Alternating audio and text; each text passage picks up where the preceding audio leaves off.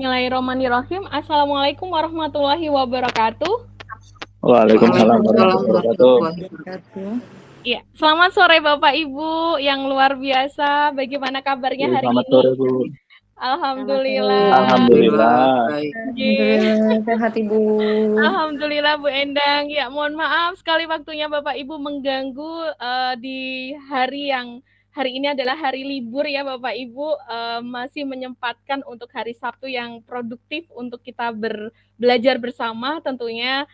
Dalam kesempatan kurang lebih 1 jam, saya mohon izin untuk berbagi tentang budaya positif, di mana ini adalah menjadi tugas kewajiban bagi seorang guru penggerak atau Bapak Ibu yang besok atau yang masih ya, ini karena tadi saya cantumkan untuk guru Nusantara dan banyak sekali insya Allah nanti teman saya kurang lebih nanti akan ikut bergabung juga untuk melihat diseminasi budaya positif yang akan saya lakukan tentang materi terkait budaya positif. Tentunya ini persiapan untuk kurikulum Merdeka Belajar yang nanti untuk persiapan di bulan Juli di masa pengenalan masa peserta didik baru ya Bapak Ibu MPLS. Nah, itu nanti kita juga akan menyisipkan budaya-budaya positif apa saja yang harus kita masukkan di dalam program MPLS.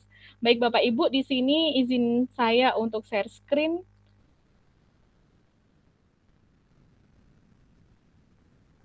Bentar.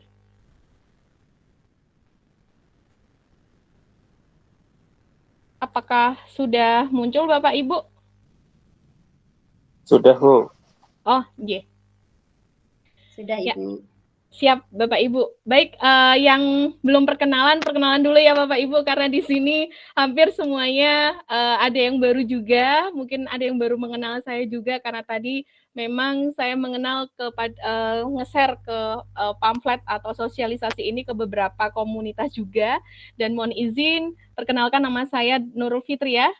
Saya sekarang bertugas sebagai fasilitator guru penggerak di Angkatan 8 dan alhamdulillah membersamai guru-guru hebat, calon guru penggerak di daerah Pekalongan yang berjumlah kurang lebih ada 21 dan aktivitas saya sehari-hari saya bekerja di SMP Muhammadiyah Program Khusus Kota Barat Surakarta di Solo Bapak Ibu. Jadi di dekatnya rumahnya Bapak Presiden kita Bapak Ibu. Jika berkenan bisa sekali-sekali bisa main ya Bapak Ibu ke Solo. Kalau boleh tahu nih Bapak Ibu dari mana saja ini? Ini tadi kalau Pak Fuad dari Pekalongan, kalau yang lain mungkin dari mana ini? Bu Nadira tadi dari Solo ya. Kalau Bu Alia dari mana nih Bu Alia? Saya dari Solo juga, Bu. Oh, dari Solo juga, baik. Ya, ini mayoritas dari Solo. Adik saya ini di Karanganyar ini ya. Kalau Bu Yulisti juga Pekalongan ya, Ibu ya? Bu Nurul. Ya, posisinya Pekalongannya di mana, Ibu? Di Kecamatan Wiradesa, Kabupaten Pekalongan.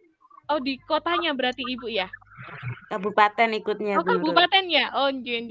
Baik, luar biasa sekali Bapak Ibu di sini. Alhamdulillah dari berbagai daerah sudah masuk dan saya juga berharap dari teman-teman saya yang berada di luar Jawa pun bisa ikut bergabung untuk menyimak materi tentang sosialisasi pemahaman dan penerapan budaya positif. Nah, sebelumnya Bapak Ibu, untuk membahas lebih lanjut untuk materi budaya positif, kita berdoa terlebih dahulu ya Bapak Ibu agar hari ini kurang lebih 1 jam diberi kemudahan dan kelancaran untuk mengikuti kegiatan ini dan kita lebih tahu banyak ilmu-ilmu apa saja yang harus kita terapkan budaya positif tentunya di sekolah.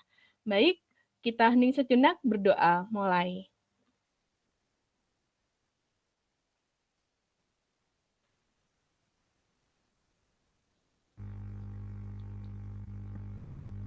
Berdoa selesai. Baik Bapak Ibu, sebelum kita akan detail untuk materi budaya positif, hari ini saya akan sedikit untuk kita nonton bareng-bareng ya Bapak Ibu ya.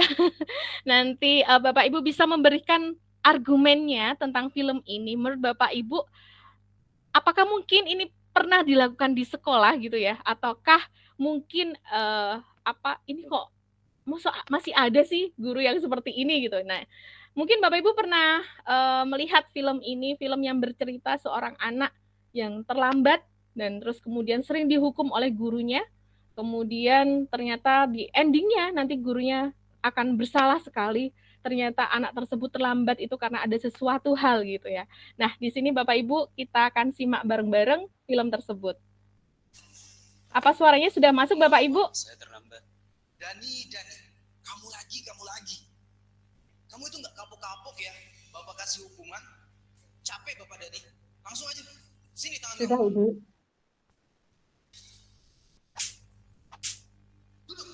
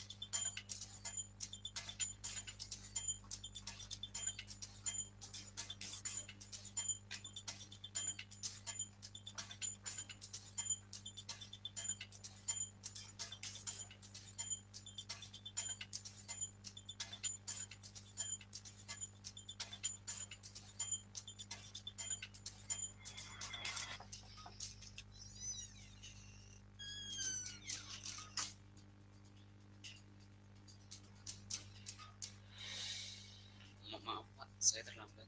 Dani. Kamu tahu nggak sekarang ini jam berapa? 1 siang Pak. Dan kamu tahu kan jam Bapak itu mulainya jam berapa? Jam setengah 1 siang Pak. Kamu itu kan kelas siang ya? Kok masih bisa datangnya terlambat? Maaf Pak, sebenarnya saya... Udah, sebagai hukumannya ulurkan kedua tangan kamu. Ingat ya, yang lainnya jangan mencontoh Dani. Kalau kalian nyontoh, ada nih yang lanjutkan dia lagi. Mas tahu akibatnya. Duduk. Oke, anak-anak sekalian, buka halaman 120. Silahkan kalian baca dulu tuh bab 2. Bila ada yang ingin ditanyakan, langsung tanyakan kepada Bapak.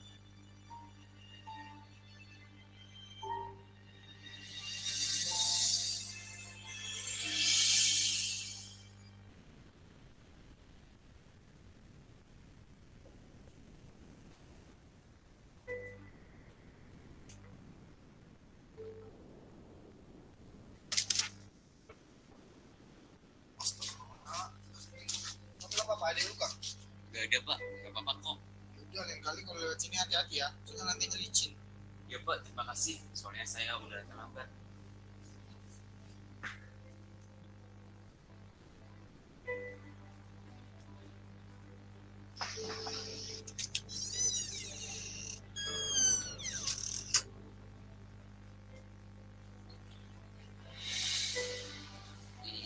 Maaf Pak, saya terlambat. Dani lagi. Kenapa ya? Kamu ini kok nggak bisa jadi anak disiplin seperti yang lainnya?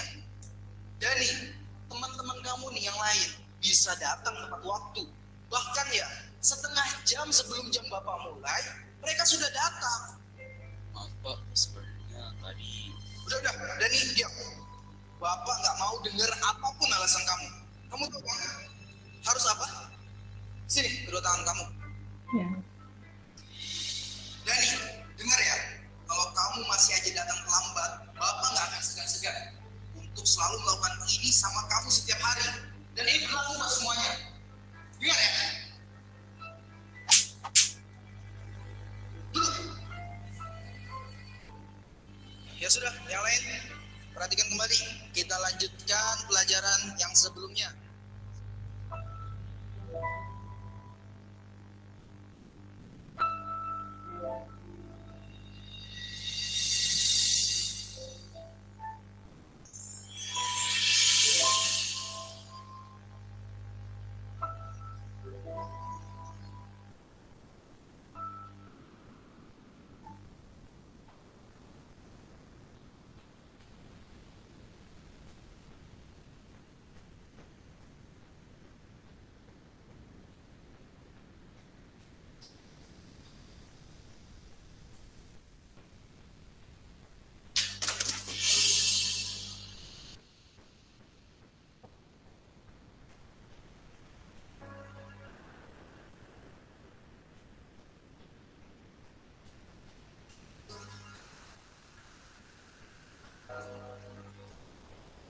kardusnya mau dibawa kemana Pak? Biar saya bantuin.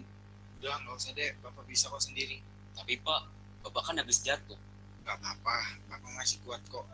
Tadi lagi sial aja kepleset. Beneran ini nggak apa-apa. Iya, nggak apa-apa. Kamu masuk saja sana. Sudah jam segini loh. Ya udah deh Pak, saya permisi dulu.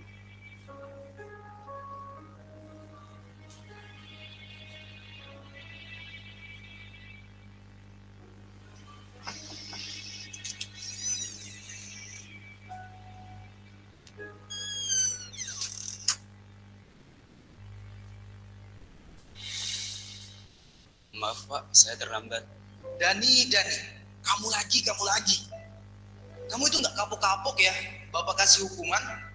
Kamu itu kan masuk siang loh. Kok bisa sampai terlambat seperti ini loh? Maaf Pak, saya... Udah. Capek Bapak Dani. Langsung aja. Sini tangan kamu.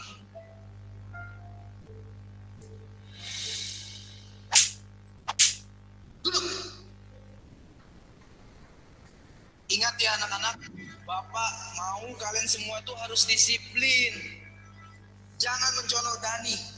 Datang ke sekolah seenaknya aja. Datang terlambat. Gimana mau sukses nantinya? Gak akan bisa sukses anak seperti itu ke depannya.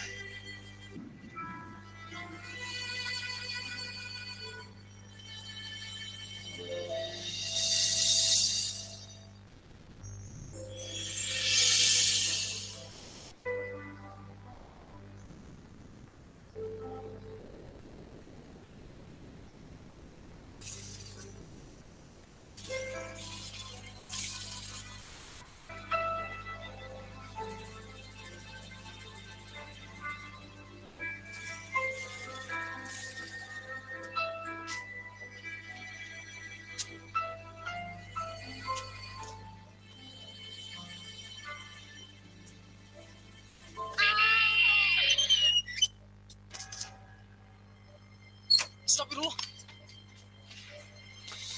Kamu gak apa-apa, nak? Bapak bawa ke rumah sakit ya? Gak perlu Pak, saya buru-buru. Mau kemana? Biar Bapak antarin. Mau pulang ke rumah Pak.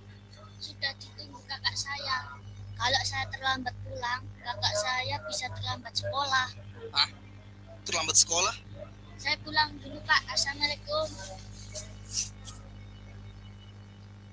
Ya udah, Bapak temenin kamu pulang ya. Ayo.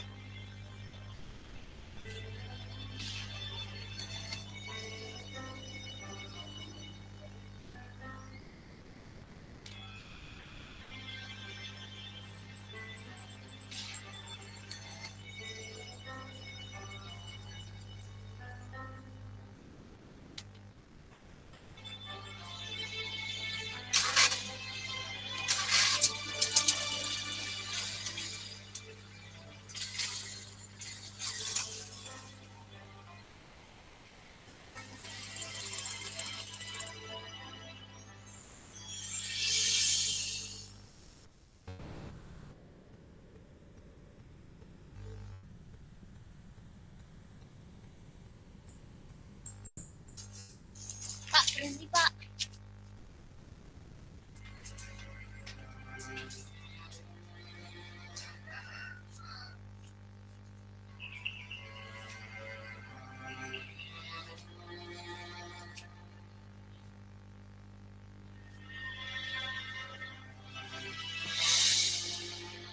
Maaf ya, aku terlambat. Iya nggak apa-apa deh, cepet sepatunya. Kakak udah terlambat. Tak ada manusia yang terlahir sempurna. Jangan kau sesali segala yang telah terjadi. Ini Kak sepatu. Loh, itu tangan kamu kenapa dek? Ini tadi habis jatuh Kak. Ya Allah, tadi hati-hati ya dek. Nanti diobati. Ya Kak, ini nanti Arma obatin. Udah, kakak berangkat dulu ya dek. Ya Kak, hati-hati. Assalamualaikum. Ada hidup adalah anugerah.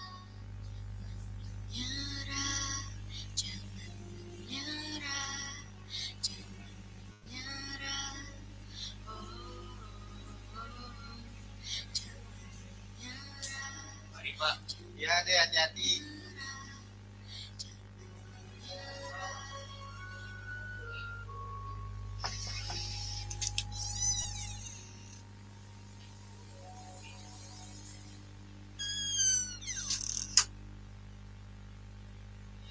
Maaf Pak, saya terlambat lagi.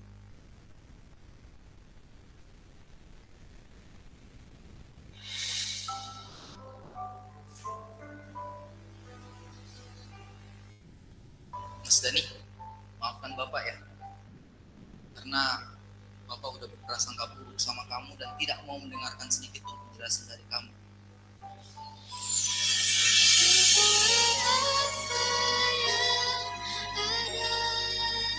Hidup adalah anugerah. Baik, Bapak Ibu. Ya, dari film ini Bapak Ibu. Gimana kayak berpijak kepada di sekolah kita, apakah juga pernah seperti itu Bapak Ibu? Mungkin ada yang bisa berbagi? Mungkin apa makna yang bisa Bapak Ibu tangkap dari film tersebut? Monggo. Mungkin adakah yang mau raise hand untuk berbagi? Iya, monggo Bu Nur Kasana. Iya, dari film yang sudah saya lihat, Iya. dalam film itu kita memang diharuskan tahu akan penyebab seseorang jika dia melakukan sesuatu yang salah menurut kita. Belum tentu yang dia lakukan itu adalah hal yang salah. Jadi kita tidak boleh berprasangka buruk. Terima kasih. Terima kasih Bu Nur Kasana. Baik, kata kuncinya yang diambil oleh Bu Nur Kasana adalah menyikapi dari film tersebut bagaimana seorang guru tetap berpikir positif ya Ibu ya. Harus mengetahui Oke. apa sih alasan utama ya Bapak Ibu, alasan utama penyebab dari siswa tersebut terlambat. Jadi tidak langsung main hukum sendiri dengan apalagi itu kalau seperti itu sudah dilarang ya Bapak Ibu ya. Bisa kasus Iya, itu Bu. kalau misalnya di dunia pendidikan sampai ada Iya. kekasaran seperti itu malah tambah besar gitu. Baik, satu lagi. Tadi ada yang raise hand. Pak Fuad nggih, oh nggih, monggo Bapak. Oh nggih, Bu. Yang jelas filmnya mengandung bawang, Bu.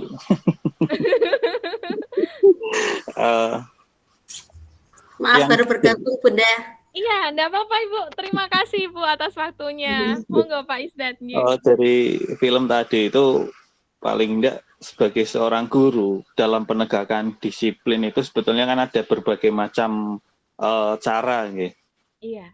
Mungkin cara yang dilakukan oleh guru tadi betul, tapi harusnya itu dilakukan setelah mengetahui alasan yang sebenarnya. Jadi kata kuncinya mungkin hampir sama dengan yang diungkapkan Bu Sinten ya tadi sebelumnya itu Bu Nur bahwa Kasana, nggih. Bu Nur Hasanah mendengarkan alasannya terlebih dahulu. Iya. Sedikit berbagi pengalaman ya di sekolah kami itu tiap pagi kebetulan saya kan selama 1 minggu itu jam mengajarnya mulainya jam ke-3 ke-4. Biasanya saya ada di depan di ruang guru piket. Sering ada siswa yang terlambat gitu. Ya anaknya ya kalau saya lihat hanya itu saja. Begitu setelah ditelusuri ya memang ada yang memang latar belakang keluarganya memang tidak peduli dengan pendidikan, memang terserah anaknya mau berangkat jam berapa, mau berangkat apa enggak itu terserah. Ada juga yang memang terlambat sekali 2 kali karena memang ada misalkan bannya bocor atau memang bangunnya kesiangan karena bajunya belum disetrika atau apa gitu. Itu mungkin ya tadi paling tidak kita sebelum memberikan hukuman itu paling tidak bisa mendengarkan alasan dari yang membuat salah itu. Jadi kalau paling tidak kita menetralisir dulu gitu loh Bu.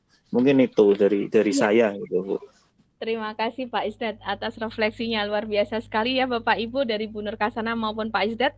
Satu kata nggih Bapak Ibu. Jadi ketika kita melihat ada siswa yang terlambat atau mungkin ada siswa yang melakukan pelanggaran, maka hal yang pertama yang Bapak Ibu lakukan adalah mencari tahu alasannya seperti apa gitu. Nah, ini tadi Bu Yulika juga menjelaskan terharu, ternyata kita harus tahu sebab dan latar belakang anak dalam keadaannya kok bisa terlambat. Terus kenapa? Nah, kita terus tanya sampai tuntas gitu ya.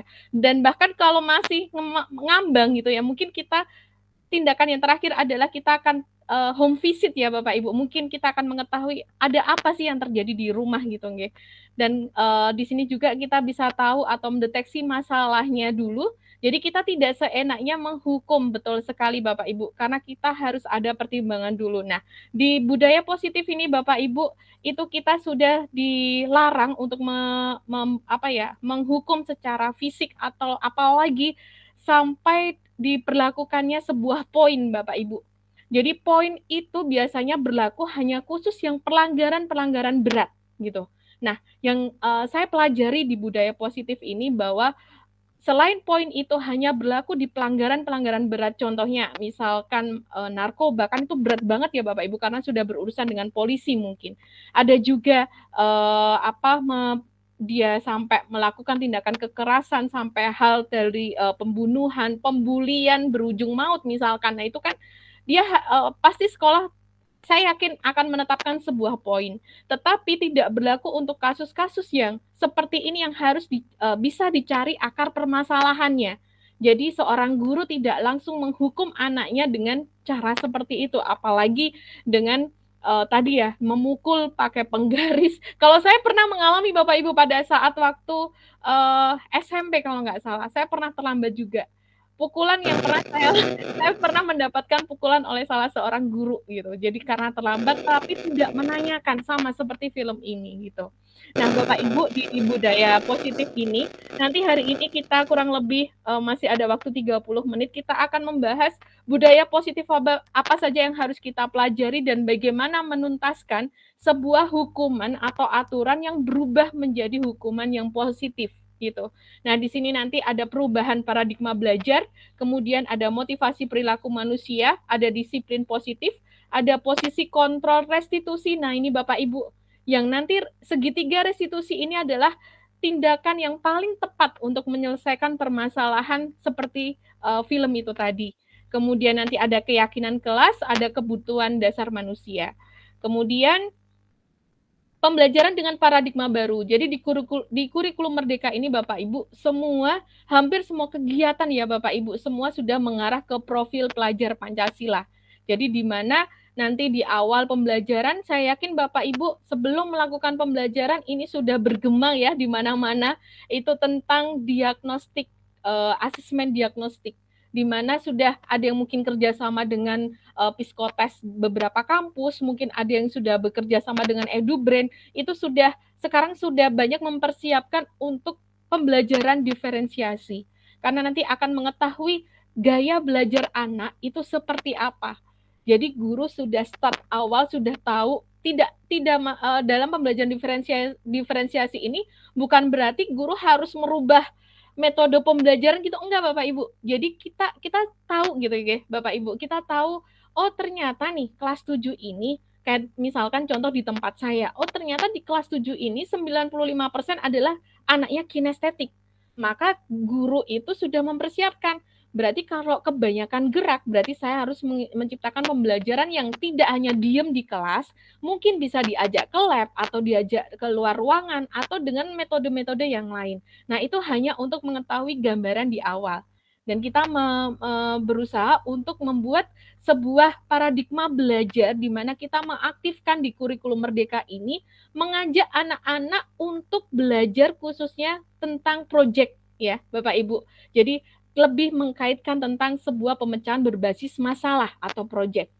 Kemudian profil ini, dimensi profil Pancasila, pelajar Pancasila, saya yakin Bapak Ibu sudah mengenal secara detail bagaimana Bapak Ibu harus bisa secara bersama-sama berkolaborasi oleh seluruh warga sekolah menciptakan sebuah lulusan atau karakter yang memiliki 6 dimensi.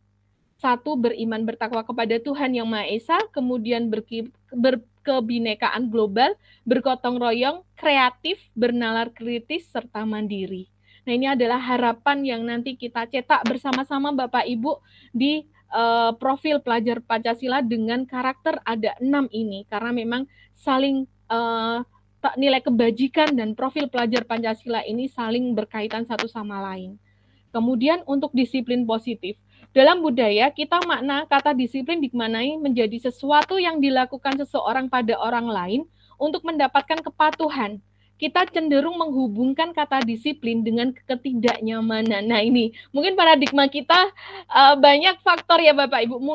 Waktu kita belajar eksplorasi konsep tentang bagaimana cara mendisiplinkan diri, bagaimana Bapak Ibu bisa menghargai waktu yang mungkin ada yang termotivasi karena biar tidak terlambat nih Bapak Ibu, biar mendapatkan penghargaan dari sekolah misalkan. Ada juga secara sadar, saya sudah disiplin waktu, saya lebih baik datang lebih awal karena biar menjadi panutan oleh anak-anak. Itulah motivasi kita Bapak Ibu. Teladan kita adalah kita sebagai guru itu bagaimana caranya supaya kita diteladani oleh siswa. Kita ditunggu kehadirannya oleh siswa. Oh guru ini tuh disiplin. Oh guru ini tetap kreatif gitu. Anak-anak akan hafal Bapak Ibu gitu ya. Dan bagaimana kadang anak-anak kan menilai juga, wah ini pelajaran ini membosankan. Sudah niteni gitu nggih Bapak Ibu. Di yang gurunya bagaimana cara penampilan. Nah, ini penampilan juga penting ya Bapak Ibu. Untuk di depan siswa, untuk bagaimana kita bisa menarik siswa untuk bisa berinteraksi dengan kita, apalagi materinya yang sangat-sangat sulit gitu ya, kayak matematika, fisika. Nah, kita harus bagaimana menanamkan kecintaan dulu nih materi ini ke siswa, seperti itu.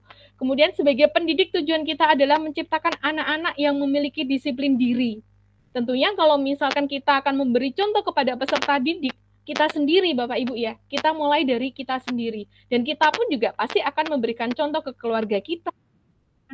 Seperti itu, dan ini kalau kita ini disiplin diri menjadi sebuah kebiasaan itu akan terasa ya kita tidak kayak dioyak-oyak oleh waktu gitu ya Bapak Ibu, karena kita sudah menjadi sudah terbiasa jam segini sudah harus berangkat, harus menyiapkan ini itu seperti itu. Nah, sehingga mereka bisa berperilaku dalam mengacu pada nilai-nilai kebajikan universal dan memiliki motivasi intrinsik bukan ekstrinsik ya saya katakan di sini. Karena sekarang ini hampir semua sekolah mungkin ya Bapak Ibu untuk meningkatkan supaya anak-anak tidak terlambat, supaya guru-guru tidak terlambat, itu sampai kadang kepala sekolah sampai memberikan bonus misalkan ya. Bonus ada kehadiran, ada kadang kalau di tempat saya itu dibacakan setiap per tahun itu ada rekod. Siapa nih guru yang datang terlambat? Coba Bapak Ibu kalau digitukan gitu ya, ada rekod gitu secara terbuka di data gitu ya, di absen. Selama 1 tahun ini paling banyak guru siapa yang datang terlambat? Waduh. Untung itu hanya dibacakan di kalangan kita saja Bapak Ibu. Coba kalau dibacakan di depan umum gitu misalkan. Saya tidak terbayang bagaimana raut muka kita ya Bapak Ibu. Padahal kita adalah seorang guru. Kita nanti dicontoh oleh peserta didik kita. Mungkin dari hal segi baju, terus cara berpenampilan gitu juga ya Bapak Ibu. Itu akan dilihat oleh siswa-siswa kita. Disiplin positif merupakan salah satu cara penerapan disiplin yang bertujuan untuk menumbuhkan kesadaran serta memberdayakan anak untuk melakukan sesuatu tanpa sogokan, ancaman maupun hukuman. Nah, inilah Bapak Ibu, sampai sekarang pun saya masih belajar bagaimana membuat anak itu sadar secara secara alami ya Bapak Ibu, tanpa kita oyak-oyak. Walaupun kita sebagai guru, saya yakin Bapak Ibu tuh selalu greteh, nggak henti-hentinya selalu mengingatkan, ini loh harus seperti ini, harus seperti itu. Saya yakin itu Bapak Ibu sudah melakukan. Nah kadang ya itu kembali lagi lingkungan faktor pembentuk karakter oleh seorang anak. Bagaimana nanti kita bisa mengajak kolaborasi antara sekolah, orang tua, itu bisa berjalan secara dinamis. Kalau itu bisa terjalin, itu luar biasa Bapak Ibu. Kesadaran anak, motivasi belajar tanpa kita oyak-oyak, tanpa kita suruh, itu akan mengalir dengan sendirinya. Kemudian kebutuhan dasar manusia tentunya di sini ada bertahan hidup, kebebasan, kasih sayang dan rasa diterima, ada penguasaan dan kesenangan. Tentunya di sini ya Bapak Ibu ada kasih sayang dan rasa diterima. Mungkin ini yang saya tekankan. Bahwa di sini di kurikulum Merdeka pun Bapak Ibu sekarang paradigmanya sudah dirubah mindsetnya bagaimana menjadi guru itu sebagai sahabat teman. Guru menjadi bagaimana ya teman curhat gitu ya Bapak Ibu ya. Dulu mungkin kita takut, mungkin waktu menjadi siswa, saya sendiri pun waktu menjadi siswa saya takut untuk masuk ke ruang guru, atau mungkin saya untuk tanya ke guru itu ketakutan gitu ya Bapak Ibu, apalagi kalau melihat guru pakai sepatu hak tinggi, sudah mungkin mohon maaf ya pada saat itu belum berjilbab, masih berjambul gitu ya. Di bayangan saya itu udah neko-neko gitu loh isinya. Wah ini gurunya galak, gurunya ini seperti itulah gitulah. Tetapi kalau kita mencoba mendekati siswa tersebut, kita ajak bicara, kita bagaimana membuat suasana di kelas kita misalkan ya, itu menjadi suasana yang sangat menyenangkan. Saya yakin Bapak Ibu, banyak siswa-siswa kita yang akan segan ke kita. Dan saya yakin dari materi sesulit apapun itu bisa diterima oleh siswa gitu. Jadi tergantung bagaimana nanti Bapak Ibu untuk mempersiapkan di tahun ajaran baru ini dengan menggunakan metode-metode yang kreatif. Kemudian motivasi perilaku manusia. Jadi di sini motivasi jelas adalah merupakan sebuah dorongan yang timbul pada diri seseorang secara sadar atau tidak sadar untuk melakukan suatu tindakan dengan tujuan tertentu. Jadi menghindari ketidaknyamanan dan hukuman. Mungkin murid melakukan disiplin diri karena ia takut dihukum. Ini biasanya seperti itu alasan utama. Saya takut dimasukkan di BK gitu ya Bapak Ibu. Atau BK selalu tempatnya di depan ya. Kalau saya lihat itu hampir sekolah mungkin tempatnya semuanya di depan itu, tempat BK gitu ya. Jarang BK itu ditempatkan di dekat kantin gitu ya. Tapi mungkin Bapak Ibu nanti bisa berbagi di sini apakah ada di tempat BK ditempatkan di sekitar dekatnya kantin gitu ya. Siapa tahu pas waktu mungkin Pak Isdat pernah pengalaman, oh waktu ada yang melipir nih temennya siswanya, kemudian ketakutan karena sampingnya kantin itu ada guru, ada ruang BK misalkan.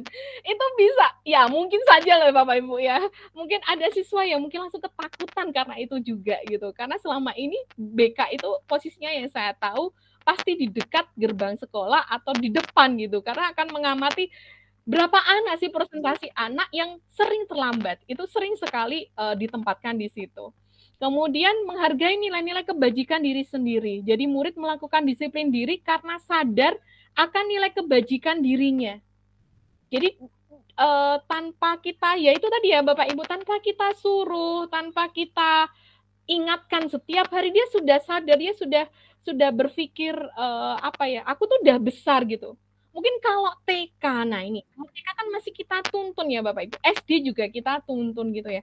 SMP itu sudah mulai kita arahkan. Kadang SMP saja mungkin ya masih ya seperti itu ya Bapak Ibu. Tapi kan tetap gitu. Kecuali mungkin SMA itu biasanya sudah mandiri dewasanya sudah mulai nampak gitu, akan muncul gitu.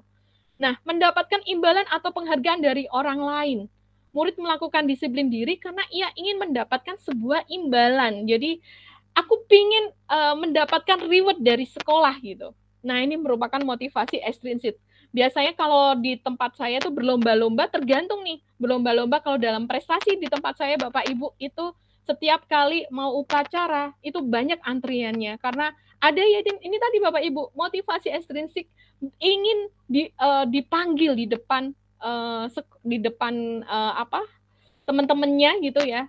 Biar termotivasi gitu, biar menjadi oh ya ini loh aku ternyata bisa gitu. Jadi memang sebuah kebanggaan sendiri bagi siswa yang bisa meraih prestasi seperti itu, dan tentunya ketika upacara kita bisa panggil. Daripada ketika upacara pasti akan terlihat ya Bapak Ibu pemandangan berapa anak yang tidak tertib. Saya yakin guru-guru BK atau guru-guru yang lain mesti akan menelusuri sepatu yang tidak hitam misalkan. Kesepakatan di awal sepatu harus hitam. Waktu upacara terlihat berapa siswa yang tidak memakai dasi. Setiap kali upacara anak-anak disendirikan, ditaruh di depan. Pemandangan seperti itulah yang Bapak Ibu yang kita terus harus introspeksi Bapak Ibu. Ini kesadaran ya Bapak Ibu, kesadaran yang belum muncul dari siswa. Oleh sebab itu daripada kita setiap upacara melihat pandangan-pandangan yang seperti itu, nah kita imbangi Bapak Ibu. Bagaimana kita juga melihat ada anak-anak yang mungkin dalam konotasi masih dikategorikan bahwa dia dihukum gitu ya. Nah, kita imbangi Bapak Ibu, kita imbangi anak-anak yang berprestasi. Mungkin juga dari segi hafalannya, atau anak ini dalam 1 tahun terekap tidak pernah terlambat misalkan. Kita beri apresiasi pada saat upacara. Nah, itu akan menjadi sebuah contoh Bapak Ibu ketika waktu upacara itu ada dua pembanding gitu ya Bapak Ibu. Itu dengan sendirinya saya yakin kok Bapak Ibu akan menimbulkan suatu jera. Kalau itu yang terjadi di tempat saya, anak-anak yang dihukum itu lambat laun sudah mulai berkurang gitu. Karena melihat anak-anak yang berprestasi, mereka termotivasi untuk melakukan seperti itu. Kemudian konsep disiplin dengan identitas gagal, hukuman dan penghargaan. Jadi Bapak Ibu bisa melihat bahwa di sini pastilah Bapak Ibu udah tahu nggih, hukuman itu menyakitkan, tidak nyaman, murid terasa takut, mungkin menyiksa murid, menyembunyikan kesalahan, dan murid akhirnya mungkin tidak ramah dengan kita Bapak Ibu. Karena sudah murid tidak ramah, akhirnya berdampak nih nanti di materi kita. Nah, kita kan nggak ingin seperti itu nggih Bapak Ibu. Nah, termasuk dengan penghargaan, tidak efektif, merusak hubungan. Ini kategori konsep disiplin yang gagal ya Bapak Ibu ya. Mematikan kreativitas, menghukum dengan sistem ranking. Nah, ini hati-hati Bapak Ibu. Di kurikulum Merdeka ini sebisa mungkin ketika ada anak ya Bapak Ibu, psikologi anak itu ternyata memang berbeda-beda. Jadi ketika misalkan Bapak Ibu membacakan nilai rekapan nilai, lebih baik jangan dibacakan di depan, diflorkan secara bersama-sama, kecuali ada kesepakatan Bapak Ibu, di kesepakatan di awal. Tetapi kalau misalkan di awal tidak ada kesepakatan seperti itu, lebih baik tidak perlu memajang nilai-nilai di papan tulis ataupun diumumkan. Lebih baik kita panggil anak yang nilainya kurang Bapak Ibu. Kita dekati, kita ajak kenapa nilainya kurang, ke kita pendekatan humanis ya Bapak Ibu. Kita dekati, kita tanya, kenapa nilaimu kok tidak ada kenaikan seperti ini, daripada kita mengumbar anak tersebut, karena mental anak itu kita tidak tahu. Mungkin ada yang down, ada yang mungkin wah aku tuh kuat kok, digitukan sama gurunya kuat. Tapi kalau saya sebagai siswa digitukan, saya juga nggak kuat Bapak Ibu. Saya harus ini remedi. Ini contohnya aja ya Bapak Ibu. Remedi. Saya karena dulu mungkin saya seperti itu Bapak Ibu. Saya majang nilai ya Bapak Ibu, saya tempel yang saya tulis yang remedi ini. Ternyata itu ada anak yang sampai nangis gitu. Sampai dari situ saya banyak belajar. Sebenarnya boleh nggak sih memajang nilai itu? Terus kemudian saya menemukan dari program Guru Penggerak ini, ternyata di sini ada segi-segi yang harus saya benahi lagi. Ternyata lebih baik jangan dipajang. Nanti nggak tahu nilainya. Kita intern saja. Misalkan, Bu, boleh tanya nilainya? Silahkan. Ini gitu. Mereka yang akan tahu sendiri. Mereka kan biasanya tanya nih temennya, kalau nama ini nilainya berapa Bu? Kalau ini nilainya berapa? Kan biasanya seperti itu Bapak Ibu. Tapi kan kita sudah merasa, yang penting saya tidak menjelekkan, atau misalnya kita tidak mengumbar nilai-nilai yang bagus, nggak masalah. Nilai-nilai yang jelek ini loh Bapak Ibu. Karena keterkaitan dengan psikologi anak tersebut. Kemudian konsep disiplin dengan identitas sukses. Di sini ada konsekuensi, ada restitusi. Nah, inilah Bapak Ibu yang ditekankan di kurikulum Merdeka. Setiap ada sebuah permasalahan, ayolah kita selesaikan bareng-bareng dengan menggunakan konsep segitiga restitusi. Di sini juga konsep disiplin dengan pendekatan restitusi sebuah cara menanamkan disiplin positif pada murid. Jadi ciri-ciri restitusi bukan menebus kesalahan, namun belajar dari kesalahan. Memperbaiki hukuman, tawaran bukan paksaan. Nah, ini kita tawarkan nih Bapak Ibu biasanya. Kita memanggil misalkan ya, sudah menjadi sebuah kesepakatan, ada anak yang melanggar. Kita panggil, kita tawarkan. Boleh nggak Ibu tanya-tanya nih, ini mengapa kamu melakukan ini? Bukan langsung, sini, misalkan ya, sini masuk, hari ini harus ketemu ini nih. Wah, kalau itu dipaksa Bapak Ibu. Jadi kalau anak sudah seperti itu nanti akan ketakutan Bapak Ibu dalam menjawab, nanti tidak akan floor gitu. Kemudian menuntun untuk melihat ke dalam diri, yaitu tadi ya Bapak Ibu, kita cari akar permasalahannya. Kemudian mencari kebutuhan dasar yang mendasari tindakan, dan yang terakhir adalah fokus pada karakter, bukan tindakan menguatkan, dan fokus pada solusi. Bagaimana di segitiga restitusi ini diharapkannya adalah ketika menstabilitas suatu masalah, anak itu nanti akan menemukan solusi sendiri. Dan kemudian solusi itu kalau perlu direkam Bapak Ibu. Ketika anak tersebut sudah menemukan solusi, aku nanti akan lebih giat lagi. Nah, itu pas pada saat itu Bapak Ibu rekam. Itu menjadi sebuah kesepakatan. Ini loh, dulu kamu tak panggil, kamu pernah berjanji seperti ini. Itu biasanya akan ngefek Bapak Ibu. Itu. Nah, kalau misalkan tidak ngefek, caranya terus bagaimana? Ya, saya biasanya saya akan langsung terjun ke orang tua. Tapi sebelumnya saya tangani dulu ini. Kalau saya 1-2 kali tidak berhasil, yang saya lakukan adalah saya langsung ke orang tua. Kalau orang tua tidak berhasil lagi, berarti saya harus home visit. Kepepetnya tidak berhasil lagi. Tindakan yang terakhir adalah sedikit gertakan, jadi bukan ancaman ya Bapak Ibu, sedikit gertakan. Gertakannya adalah silakan, apakah tetap di sekolah di sini? Ada sedikit hampir sama ya Bapak Ibu ya. Wah, ini kayak mengancam gitu. Nah, itu yang paling yang terakhir yang kita lakukan gitu ya Bapak Ibu kalau menghadapi masalah anak yang seperti itu. Kemudian ini contoh kasus siswa berantem dengan teman lainnya. Ini pasti terjadi di sekolah kita. Bagaimana di sini hukuman, konsekuensi, restitusi itu akan enak sekali kalau kita menyadari sebuah tindakan itu diselesaikan bareng-bareng dengan restitusi. Jadi biasanya sekarang ini kalau saya lihat guru-guru BK akan menerapkan hukuman-hukuman positif Bapak Ibu. Misalkan yang terlambat itu biasanya disuruh nulis ayat Al-Quran misalkan berapa kali gitu ya. Banyak gitu ya, 22 kali misalkan. Atau menyanyikan lagu nasional gitu. Itu kan ya, atau menghafalkan Pancasila misalkan seperti itu. Nah, kalau kita mengalihkan hukuman yang bersifat positif, saya yakin siswa yang melakukan pelanggaran itu akan semakin berkurang gitu. Nah, di sini guru menanyakan keyakinan kelas.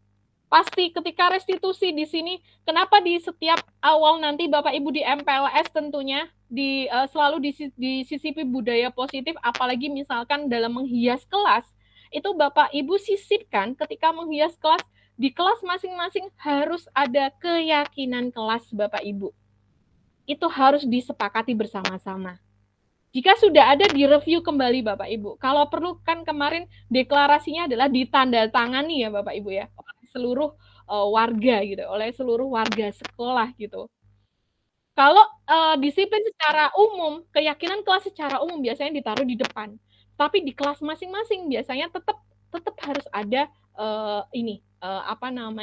untuk keyakinan kelas. Jadi di situ sebelum kita misalkan ada siswa yang melakukan pelanggaran, guru BK ataupun guru mapel yang lain sudah tahu nih keyakinan kelas yang di kelas ini gitu. Jadi kita akan tahu keyakinan kelas pada dirinya itu seperti ini.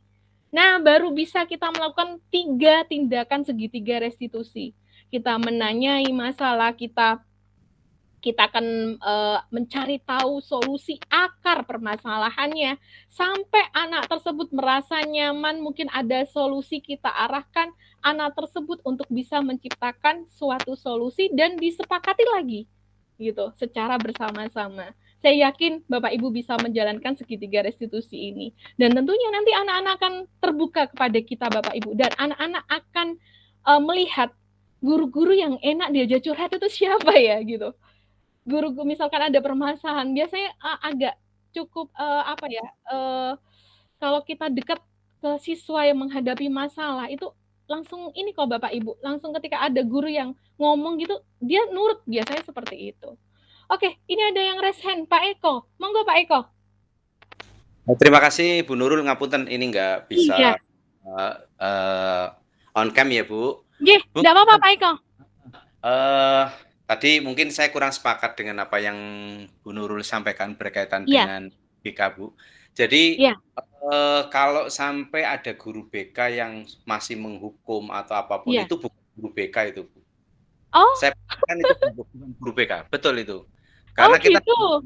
iya, Nggih, kita nggih. harus benar mendudukkan guru BK pada tempatnya. Jadi guru BK namanya guru BK. BK itu Bimbingan bimbingan. konseling, iya. Jadi mereka selalu pasti harus berpihak pada murid. Jadi tidak Iya. ada guru BK itu menghukum. Gitu. Jadi kalau ada guru BK menghukum itu berarti oknum. Mungkin kuliahnya nggak bisa komplot itu, Bu. Nggih. Jadi karena memang saat ini memang banyak salah kaprah tentang BK. Gitu, Iya, nggih. betul. Iya. Selamanya guru BK itu walaupun memang tidak masuk di kelas atau hanya masuk di kelas 1 jam, diberi kesempatan masuk 1 jam, tapi kerja dari guru BK itu all out.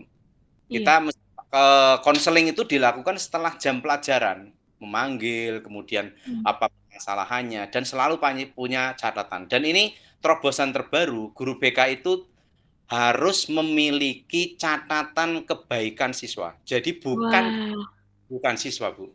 Ini jadi ini yang selalu ditekankan. Jadi guru BK tidak hanya memiliki catatan keburukan siswa, harus memiliki catatan kebaikan siswa. Ini budaya positif yang saat ini sedang dikembangkan di kalangan guru BK, Bu. Gitu, Bu Nurul. Terima kasih. Iya, terima kasih. Iya, Pak Eko, luar biasa. Ini juga menyadarkan saya ya, Pak Eko. Berarti prinsip saya, pikiran saya, karena memang kalau di Solo yang saya amati tuh guru BK semuanya ditaruh di depan gitu, Bapak. Jadi kalau di daerah yang lain saya kurang begitu paham gitu. Tapi saya sepakat nih Pak Eko, benar sekali kalau guru BK itu harus ada, tidak mencatat keburukan siswanya saja, tetapi ada kebaikan ya Pak Eko ya. Harus ada karakter siswa gitu ya Pak Eko ya. Jadi ini juga bisa juga nanti ketika saya bisa nanti meng-ATM juga Pak Eko, terima kasih atas idenya. Saya juga nanti coba untuk memflorkan ke sekolah saya juga untuk tindak lanjut nih, bahwa guru BK itu jangan sampai menjadi siswa itu takut gitu ya ke guru yang bersangkutan gitu. Karena memang kadang menurut anak-anak itu BK yang paling ditakuti gitu. Jadi makanya itu paradigma yang mungkin harus kita luruskan, betul Pak. Karena memang kalau di Solo atau di tempat kami itu Bapak itu masih berpegang seperti itu Bapak. Jadi memang kalau saya sekilas kalau teman-teman pada cerita itu anak-anak yang alumni gitu ya Bapak gitu. Aku tuh mesti loh, kenapa sih BK ditaruh di depan kayak gitu tuh pada cerita kayak gitu. Oh ternyata masih pada ketakutan. Nah inilah pentingnya, betul sekali ya Pak Eko, pentingnya untuk adanya sosialisasi nih. Apalagi saya setuju dengan yang saya catat dari Pak Eko tadi, bahwa guru BK pun juga harus menyiapkan materi sifat karakter kebaikan dari peserta didik. Jadi tidak keburukan semua ya Bapak ya. Jadi mungkin ada segi kebaikan juga yang harus kita imbangkan antara kebaikan maupun keburukan dari permasalahan suatu siswa. Terima kasih Pak Eko atas koreksinya. Baik, Bu Nur Kasana, monggo Bu Nur. Terima kasih Bu Nurul. Masih berkaitan dengan penjelasan dari Bapak Eko Wiyarso. Saya sangat tertarik dengan adanya catatan-catatan tentang kebaikan dan juga mungkin sifat-sifat yang kurang baik dari siswa. Apakah itu sama dengan jurnal yang dibuat oleh guru ya di sekolah kami?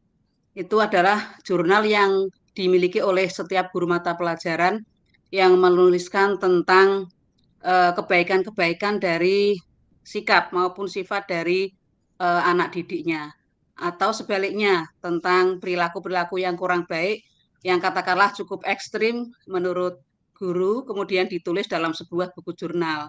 Dan itu selalu ditanyakan dalam setiap penilaian sekolah ya. Itu ada buku jurnal khusus pribadi milik guru. Apakah itu semacam itu sama dengan buku jurnal yang dimiliki oleh guru BK? Itu saja Bu Nurul. Terima kasih. Ya.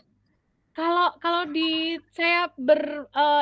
tempat saya Bu Nur ya, itu mungkin yang diutarakan Pak Eko, mungkin Pak Eko nanti bisa menambahkan juga ya Pak Eko. Kalau di tempat saya Iya, saya juga berlaku jurnal, tetapi jurnal ini biasanya diamati oleh guru-guru masing-masing mapel. Nah, nanti pada saat kan ada penilaian sikap ya Bapak Ibu ketika di rapot. Itu biasanya nanti kami cross check-kan ke guru BK gitu. Nah, guru BK entahlah dia harusnya ya tetap punya catatan, tetapi yang bisa mengamati ketika keadaan di masing-masing mata pelajaran itu kan guru masing untuk penentuan nilai itu loh Bapak Ibu, kan ada ini ya, termasuk ada penilaian sikap, terus kemudian ada kerajinan, kemudian disiplin dan lain-lain ya, tanggung jawab, kemudian ini juga nanti dikaitkan dengan proyek Pancasila. Nah, itu biasanya kita akan kerjasama juga nih Bu Nur dengan guru BK. Iya, kalau saya sih kayaknya cenderung ke jurnal juga gitu. Ya, Pak Eko monggo, ya bisa memberikan tanggapan. Terima kasih. Jadi ini beda kepentingan Ibu. Jadi beda kepentingan antara guru BK dengan guru mapel. Guru mapel juga bisa seperti itu. Malah kalau guru mapel itu bisa dibuatkan satu aplikasi. Jadi ini bisa jadi prakarsa perubahan ini. Jadi bisa jadi prakarsa perubahan. Jadi guru mapel itu bisa dalam setiap event itu, dalam setiap waktu pembelajaran itu bisa memberikan satu polling gitu kan. Kira-kira hal baik apa yang dinilai dari mata pelajaran ini kayak gitu. Kemudian satu kayak gitu. Jadi tiap siswa itu memberikan penilaian dari mapel tersebut. Semuanya kayak gitu. Kemudian wali kelas juga bisa memberikan mapel apa yang paling menarik bagi kalian. Nah, hal-hal positif itu dituliskan dalam bentuk mengisi di aplikasi, kemudian nanti akan terekam semuanya. Setelah itu nanti akan muncul ini. Oh, ternyata guru ini mendapatkan yang bagus, guru ini akan mendapatkan bagus. Lah, kemudian itu kalau dengan guru. Kalau dengan siswa tadi, jadi ini beberapa versi. Kalau siswa, guru itu nanti misalkan guru bahasa Indonesia itu akan menilai kira-kira dalam satu kelas ini yang paling menarik menurut guru bahasa Indonesia siapa? Oh, ternyata si A. Kenapa kok si A? Si A karena selalu bertanya, kreatif, membantu guru, misalkan seperti itu. Satu, guru bahasa Indonesia milih A. Kemudian nanti guru matematika ternyata juga milih A. Guru apa? Ternyata milih A. Lah, nanti dalam 1 minggu itu akan terlihat nih, ternyata A itu dipilih oleh banyak guru. Dan itu bisa diumumkan di upacara. Nah, itu Bu. Nah, itu di tingkat mapel. Kalau di tingkat guru BK itu kepentingannya itu untuk konseling Bapak Ibu. Jadi konseling itu tidak harus menunggu siswa itu bermasalah. Jadi manakala memang siswa itu ternyata ada satu kecenderungan yang positif, ya harus benar-benar didekati, kemudian diarahkan, diberi motivasi lebih kuat lagi. Jadi tidak kemudian guru kalau hanya yang negatif aja yang diurusi, tapi yang positif itu juga diurusi. Gitu Bu, terima kasih. Terima kasih Pak Eko. Baik, Terima ini kasih, banyak Pak Eko. Wah, ini banyak pelajaran nih, saya banyak belajar nanti dari Pak Eko. Kalau aplikasi memang belum saya terapkan Pak itu. Jadi malah lebih cenderung ke nanti refleksi ya Pak ya, refleksi di akhir ya Pak ya, kayak gitu, seperti itu ya Pak ya. Betul. Bagus itu Pak ya. Wah, ini menarik ya Bapak Ibu, ternyata langsung muncul nih, bisa kita adopsi. Ternyata kita memang perlu, karena selama ini yang saya lakukan hanya kepada siswa, hanya menanyakan gimana sih ketika Ustadzah mengajar 1 tahun ini, kemudian masalahnya apa, mungkin ada hal-hal yang tidak kalian sukai, itu hanya ke siswa saja. Tetapi kalau yang model kalau Pak Eko tuh memang belum saya lakukan. Maka saya terima kasih sekali, ini banyak info menarik, jadi bisa untuk di ATM lebih lanjut. Baik, Bu Yuniawati, monggo Ibu. Terima kasih Bunda Nurul. Kalau saya ingin menyampaikan ini saja, kalau di PAUD atau di TK itu kan enggak ada BK ya Bunda ya. Iya, itu nggak ada. Ini mungkin kalau di PAUD sama di TK itu masuknya ke catatan anekdot Bunda. Kalau dulu sebelum kurikulum Merdeka, kita kan catatan anekdotnya itu isinya kejadian-kejadian anak yang perilakunya ekstrim saja. Dulu seperti itu catatan anekdot lah. Tapi sekarang itu di kurikulum Merdeka itu malah banyak yang muncul yang positifnya yang di catatan anekdot. Kalau yang kejadian-kejadian negatif itu nantinya kalau dicatat untuk rekomendasi kepada orang tua itu saja, Bunda. Seperti itu Jadi mungkin kalau intern dipaut ya Ibu ya? catatan anekdot iya, untuk didiskusi dengan orang tuanya kalau kejadian-kejadian yang ekstrim. Kalau dipaut enggak ada guru BK, jadi kita Ya, betul. setiap Halo, Bu Yuniawati? Terputus? iya, iya, Bu. iya. Oke. Kalau dibuat hanya kita sendiri guru yang bersangkutan yang setiap hari itu melihat perkembangan anak-anak, dicatat setiap perkembangannya seperti itu, baik kejadian yang baik maupun kejadian ekstrim. Kita nanti akan kalau kejadian baik kita stimulasi terus, kemudian kalau kejadian ekstrim nanti bisa kita konsultasikan untuk rekomendasi kepada orang tua. Seperti itu, Bunda. Ya, sepakat Ibu. Memang kalau nanti ketika Ibu mempraktekkan segitiga restitusi, itu yang di nomor 3 ya, Ibu, menanyakan keyakinan. Itu enggak mungkin nanti anak TK akan muncul ya, Ibu. Itu harus dipancing ya, harus diarahkan kan, Ibu. Ya, makanya kemarin memang saya terangkan untuk yang di TK khususnya atau mungkin SD untuk melakukan segitiga restitusi ini, itu untuk cenderung anak untuk membuka keyakinannya itu harus kita ya mau dikatakan paksa gitu ya, harus kita ya istilahnya ya gimana caranya lah kita memancing-mancing anak tersebut mengarahkan gitu. Dengan Tapi beda ya. pertanyaan terbuka mungkin, Bunda ya. Itu Dikasih umpan balik tuh. Kasih umpan balik. Dikasih umpan balik. Iya betul Bu Yulika, kasih umpan balik. Tetapi nanti akan berbeda perilaku ketika nanti segitiga restitusi diterapkan di SMA. Nah itu sudah beda Bapak Ibu. Oke, jadi nanti ketika Bapak Ibu akan membuat sebuah segitiga restitusi, ketika direkam itu kan ada penilaiannya nanti Bapak Ibu. Nah itu kalau orang melihat loh, kok SMA masih dipancing-pancing kayak gini, itu berarti Bapak Ibu tidak melakukan nomor 3 gitu, menanyakan keyakinan gitu. Jadi harus berdasarkan karakteristik peserta didik jenjangnya gitu. Kita lihat juga dari status kasusnya seperti apa juga gitu. Karena memang kalau TK itu tidak pernah namanya anak enggak ya seperti itu gitu. Jadi kalau dikatakan melakukan sebuah permasalahan itu bukan permasalahan, memang iya baru masanya gitu nggih Bapak Ibu ya. Betul. Iya, benar. Terakhir Pak Isdet, ya ternyata kita sudah molor Bapak Ibu, maaf ini. Ya Pak Fuad, nggih monggo. Nggih Bu, ini asik sekali nggih tentang guru BK nggih Bu. Ini betul Pak. Mungkin selamat sore Pak Eko nggih sebelumnya. Kapan datang lagi ke sekolahan kami Pak? Kami pengen belajar banyak kepada panjenengan itu. Hari Kamis kemarin kan tidak sempat belajar lagi Pak.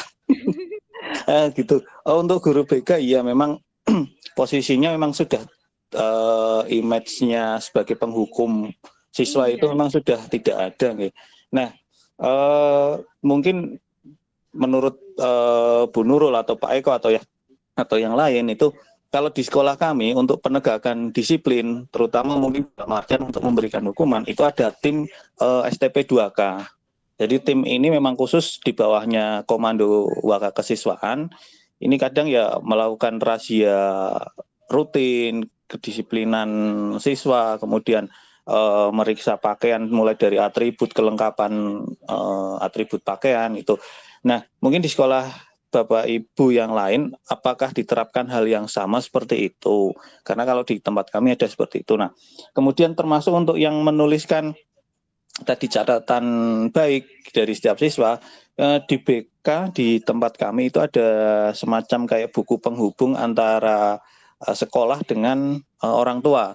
Jadi di situ ada berbagai macam catatan dari siswa. Ada siswa ini melakukan misalkan kesalahan, kemudian ada melakukan kebaikan, itu ditulis semua di situ. Nah, nanti ketika pembagian raport ini juga dibagikan, jadi orang tua bisa membaca. Memang kurun waktunya kan 6 bulan, jadi waktu mungkin terlalu lama gitu, mungkin ada waktu yang lebih efektif lagi atau seperti apa gitu, mungkin bisa sambil untuk diskusinya gitu. Ini yang kami malah berharapnya Pak Eko bisa datang lagi ke sekolahan kami, jadi bisa belajar banyak gitu tentang di SMA-nya Pak Eko gitu. Mungkin itu Bu yang bisa saya sampaikan lah gitu. Ya, terima kasih Pak Fuad. Ya, memang tadi ketika Pak Eko langsung memberikan tentang masukan tentang BK ini, saya juga memang karena paradigma tentang BK sendiri di tempat kami itu masih ya itu tadi seperti diasumsikan sebagai penghukum gitu, masih seperti itu gitu. Sudah langsung nanti di depan menyiapkan buku besar gitu ya, jadi image-nya itu masih seperti itu gitu Bapak Ibu. Jadi itu luar biasa, hari ini saya mendapatkan pelajaran, bisa saya bawa nanti di sekolah saya juga, mungkin di sekolahnya Bapak Ibu untuk di ATM kembali, bagaimana merubah mindset dari paradigma dari guru BK-nya sendiri gitu ya. Karena sebenarnya harusnya dijadikan satu mungkin gitu ya Pak Eko ya. Bisa nggak sih Pak Eko kalau misalkan itu tidak perlu ada ruangan, mungkin ruangan BK ada, tetapi biar dijadikan satu jadi ruang guru gitu. Apakah boleh seperti itu Pak Eko? Ya, nggak boleh Bu. Jadi memang ya, BK memang ruang harus konseling mungkin nggih Pak Eko.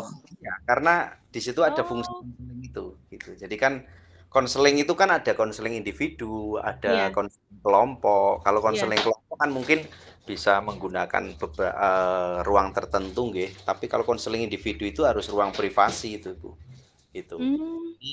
Berarti itu ada jadwal-jadwal khusus gitu Pak ya, atau memang dari gurunya sendiri sudah menjadwalkan gitu ya Pak ya? Iya betul. Jadi ini tuh banyak guru BK yang terlena. Kenapa kok bisa terlena? Karena memang pihak sekolah itu belum begitu memahami fungsi guru BK seperti apa, sehingga seakan-akan itu hanya tidur saja makan gaji buta. Nah, kemudian tugas mereka presensi lah, diberi tugas jadi bendahara lah, diberi tugas jadi apalah gitu. Padahal sebenarnya kalau mendudukkan fungsi guru BK pada tempatnya, guru BK itu sangat-sangat sibuk kayak gitu. Jadi setiap hari itu pasti harus selalu metani ini anak ini potensinya sampai di mana, kemudian ada masalah atau tidak, kebaikannya sampai di mana. Itu salah satunya seperti di tempat Pak Isdat itu. Jadi ada catatan di samping catatan perilaku yang tidak bagus juga catatan perilaku yang bagus. Tapi kan kalau catatan perilaku yang bagus biasanya hanya prestasi yang dituliskan, tapi nanti bisa dikatakan untuk catatan-catatan yang lain. Dan ini kalau itu bisa membudaya, wah ini benar-benar. Jadi kalau di kita memang sudah kita posisikan di SMA kami itu sudah kita posisikan guru BK itu sudah tidak masuk di tim STP 2K.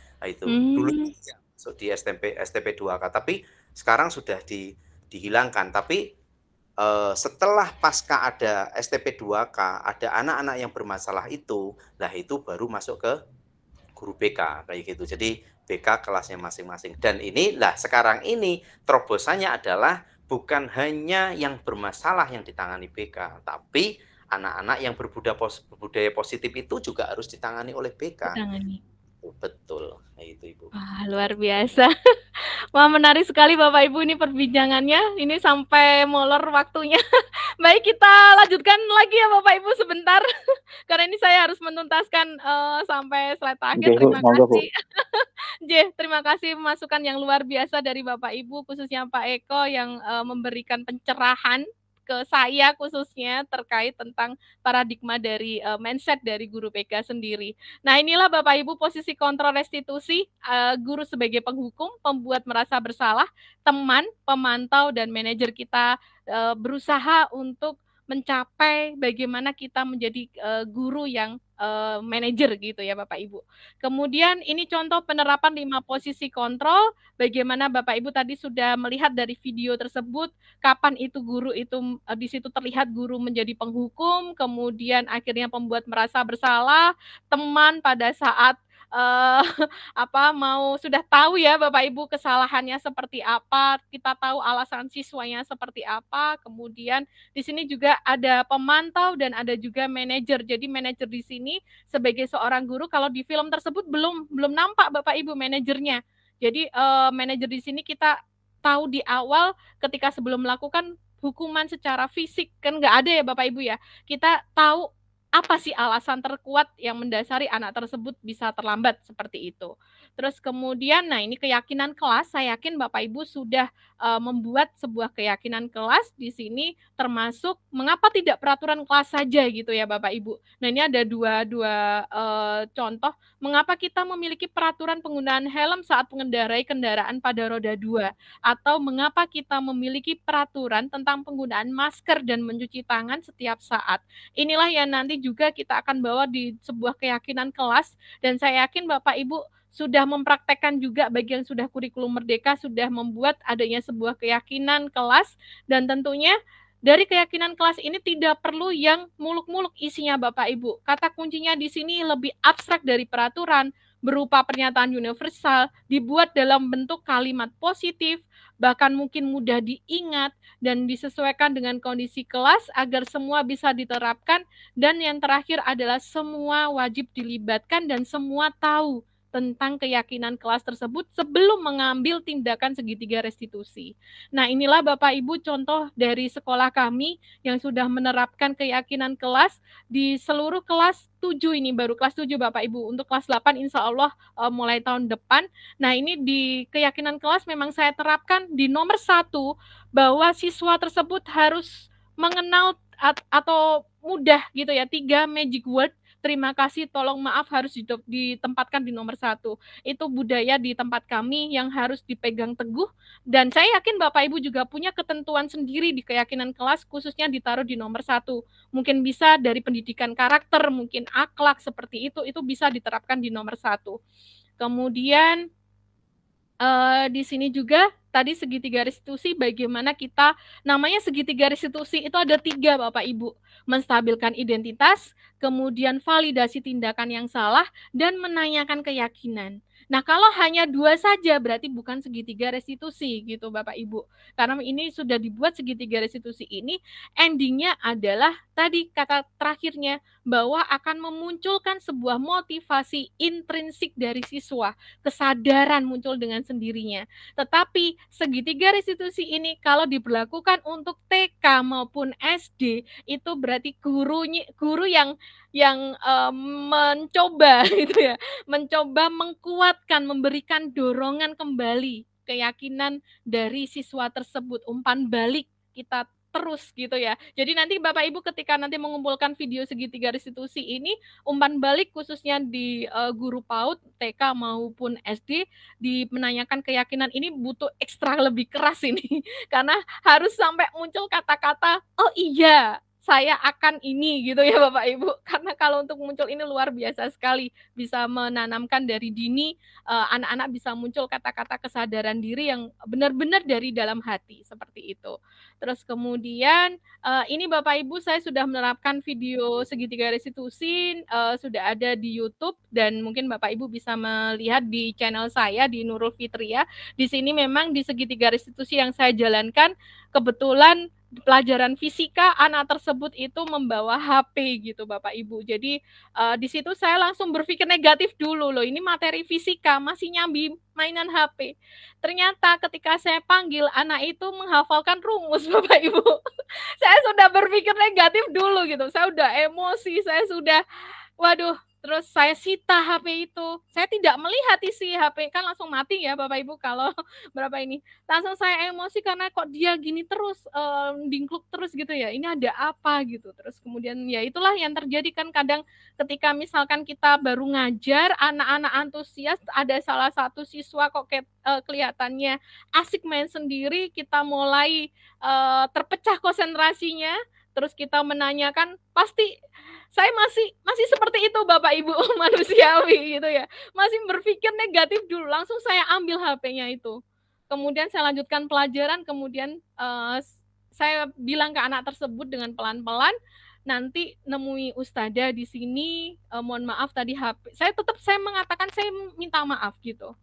Saya mohon maaf tetap tadi mengambil HP-mu secara paksa karena ini di luar di keyakinan kelas. Saya katakan seperti itu. Di keyakinan kelas sudah ada kesepakatan bahwa tidak boleh menggunakan HP saat pembelajaran, tetapi kamu nekat menggunakan ini. Nah, nanti tolong menemui saya di jam sekian gitu. Saya minta sampai seperti itu Bapak Ibu. Jadi mohon maaf walaupun anak sebetulnya entah saya salah atau tidak, saya tetap mengutarakan itu Bapak Ibu, kata-kata magic word itu kepada si anak tersebut. Kemudian datang terus akhirnya ditunjukin, ini loh Us, tadi saya itu baru menghafalkan rumus ini. Memang setelah itu memang ulangan, memang saya lah anak itu tuh baru belum belajar gitu karena malamnya itu karena anak tersebut multi talenta, jadi dia ke malam itu sering konser di mana-mana gitu Bapak Ibu diajak karena Bapak Ibunya adalah seni.